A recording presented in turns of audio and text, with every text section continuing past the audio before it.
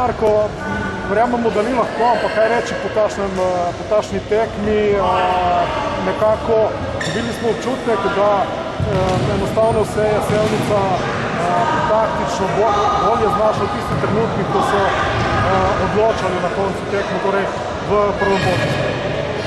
Ja, mi smo vedeli, da Sevnica ni naivna ekipa, da ni realen ta trenutni pokazatelj lestvice, ker so imeli 2 poraza, predvsem da imajo izkušeno ekipo, ampak kljub temu mi smo se pripravili, imeli smo tudi mini priprave, nekako sem pričakoval fantov dosti več. Zdaj razlog in iskati krivca je težko po takšnem porazu, tako da prevzel jaz odgovornost za ta poraz.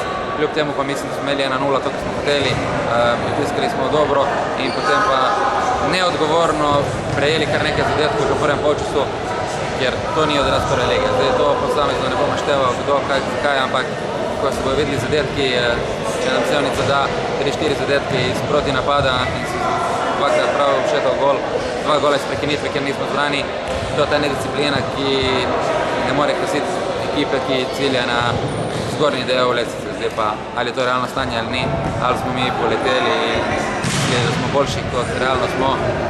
Očitno sodimo trenutno še v spodnjem delu in treba bo marsikaj spremeniti.